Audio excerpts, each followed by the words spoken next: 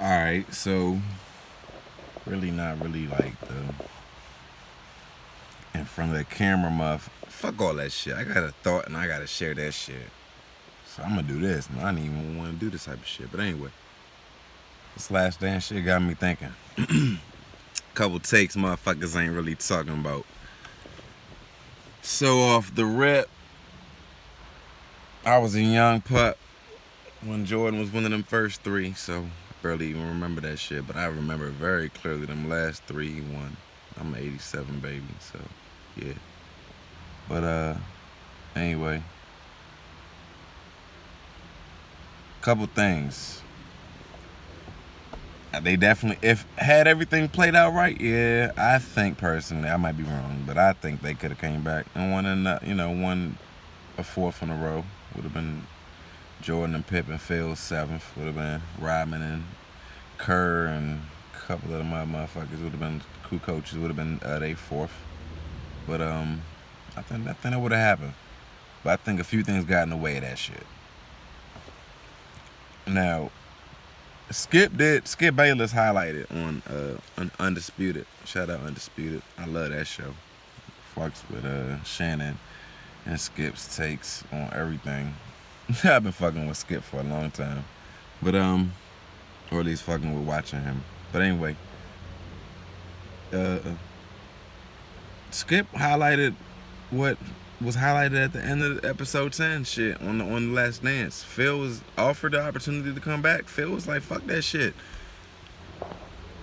My honest opinion is like Phil's the main reason why that couldn't happen. It's not just Kraus. Yeah, Kraus fucked up first when he said, "Oh yeah, you can go 8-2-0. You ain't coming back." He fucked up with that Playboy, especially making that shit public.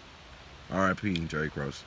But he fucked up with that. So, and then he turned Phil off. That instantly turned Mike off. And domino effect after that shit. So, yeah, Jerry fucked up when he said that. But just like after Mike and Scotty and Phil won their fifth, when they beat Utah the first time, it took the owner Reinsdorf going out to Montana to say, "Yo, Phil, come back for another one." Fuck with everything that you hearing about. Fuck what's being talked about. Come back. We gonna definitely do at least one more. Come on.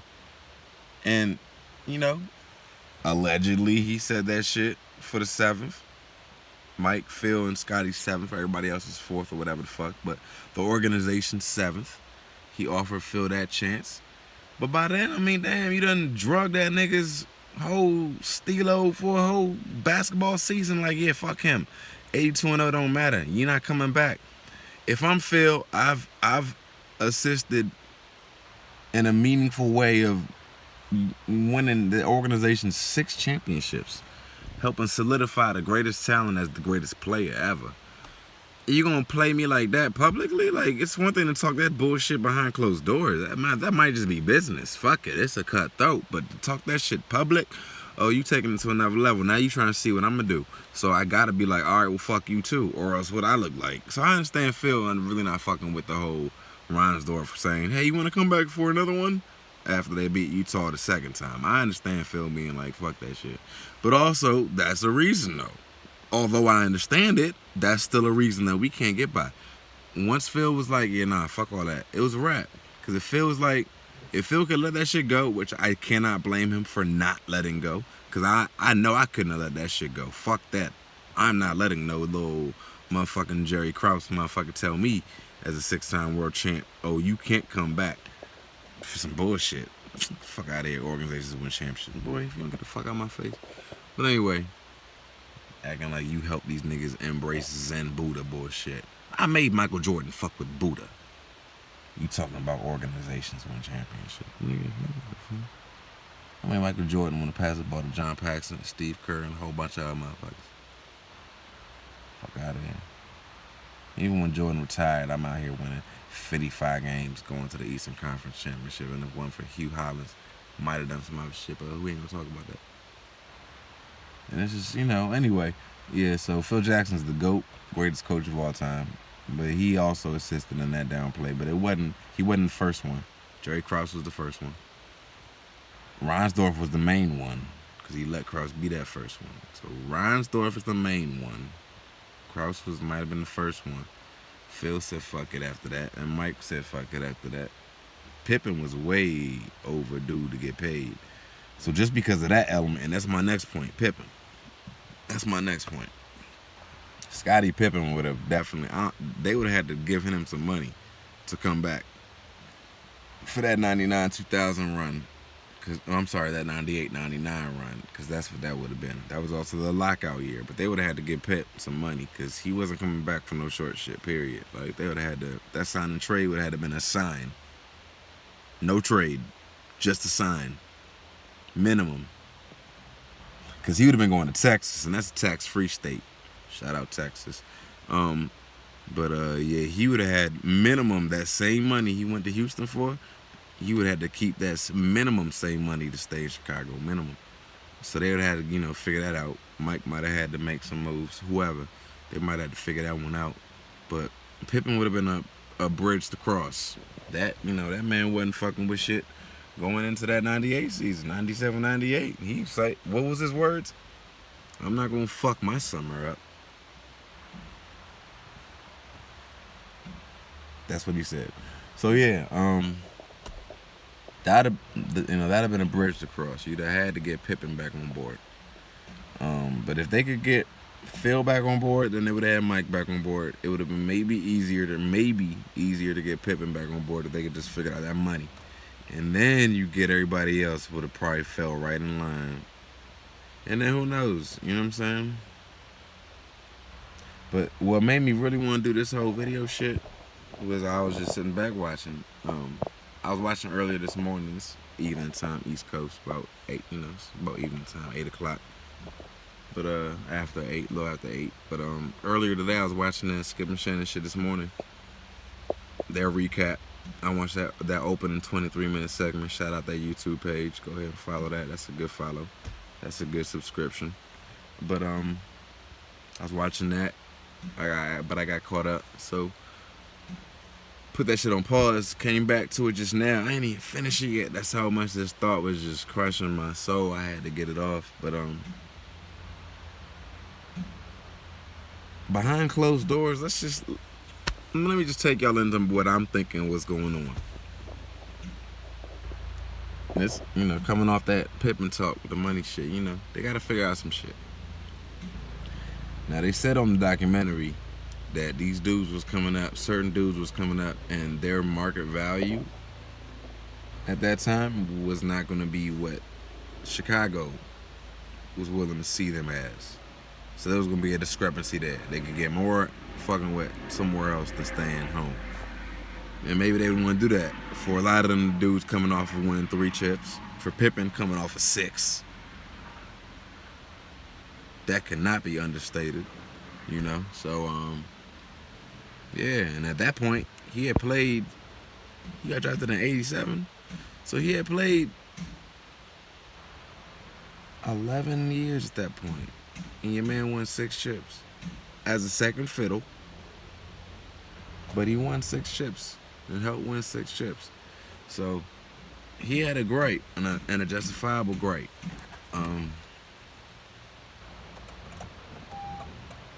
But I'm sure they was having them conversations like, oh yeah, some of these dudes ain't worth it. Fuck it. These dudes just really ain't worth it like that.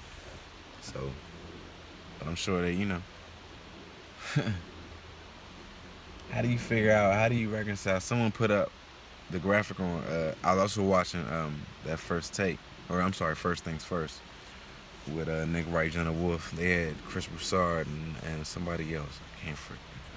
I forget his name, but his wife was a producer on The Last Dance, actually, from what he said.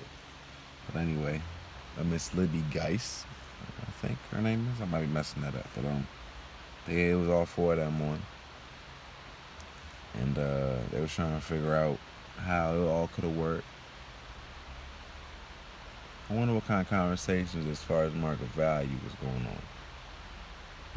Let me circle back to Jerry Krause. And again, this is why I want to make this whole video. Let me circle back to Jerry Krause saying that whole organizations win championships. Now again, I was born in 1987. one my first uh my first team athletic gear that I really loved, like really loved, as a youngster coming up in the '90s was my Logo Athletic. Shout out Logo Athletic jacket. You niggas even know about that, man. Throwback shit. But forget a starter. I had a Logo Athletic joint. Chicago Bulls, because my Uncle Willie, R.I.P. Uncle Willie. That was my man's R.I.P. man. R.I.P. Uncle Willie. But this man knew how much I love sports, and he always fostered that whole thing with me. And he got me that jacket for Christmas one year. I think like 94, 95. Jordan wasn't even in the NBA when he gave me that, I remember. But I still wore it like as if Jordan was a rookie or something. But and he gave me a Mansion Bulls little beanie hat, my first beanie ever. I love beanies to this day now, but he gave me that first logo jacket. I'm about to go ahead and cop that shit. Throwback style on these niggas. But yeah, man. All the money that was getting, I remember watching that last dance shot. I was in my mother's house. We was living in Gaithersburg, Maryland. I remember on Cross Country Lane. Shout out everybody. Cross Country Lane. But we was sitting Cross Country Lane. Anything but anything. But anyway, I was up in my mother's house watching that shit by myself, youngster, watching that shit. Had my Bulls red Jordan jersey on, the Bulls red matching shorts.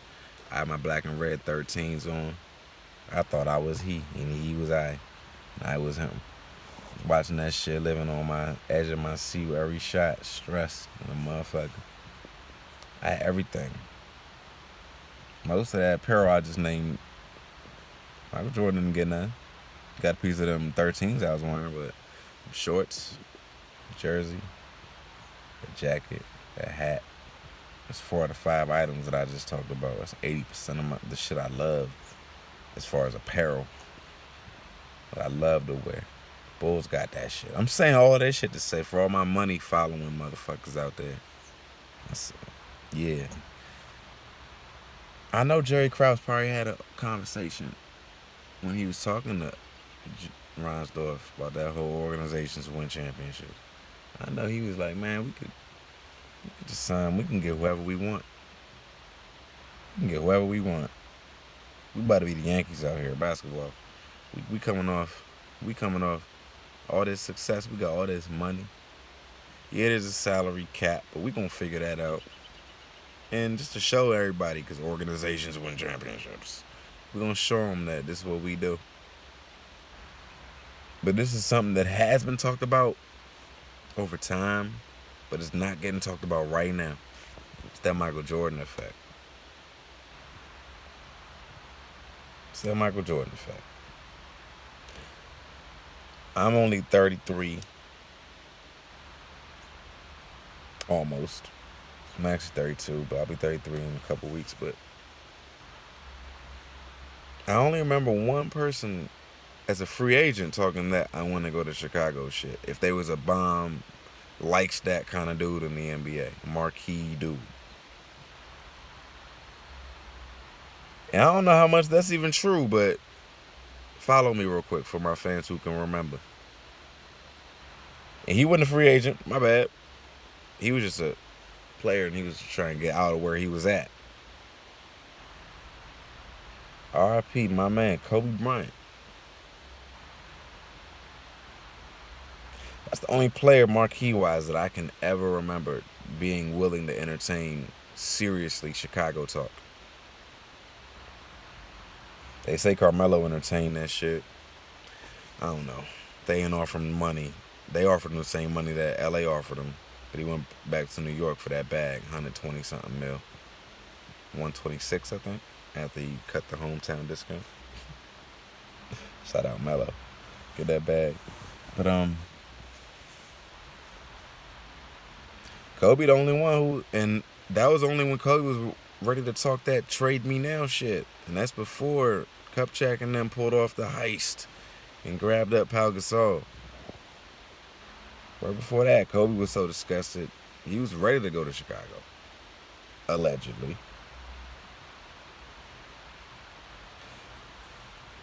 Organizations win championships. You ain't get food poisoned and hit that big three, top of the key. 38 points. Flu-like symptoms. You ain't do that. Organization, you ain't go ahead and average 40 plus something versus the Suns. You ain't average that. You ain't hit no killer three, dagger three to hit that first three-peat. You ain't do the up and under scoop layup. Yeah, you lost the game, but you won that series, and that was the first one. You wasn't rocking them infrared sixes, tight roping on the baseline with that steal and then going to slam it home. You ain't do that shit. You ain't do none of that shit. You ain't strap up Magic Johnson 94 feet after game one loss and just change the whole series after that. You ain't do that. You ain't do that. You ain't pass out of a double team to Steve Kerr. You ain't hit that damn near free throw line shot to seal the series for the fifth. You ain't do that. You ain't do any of them things. You ain't fake out John Starks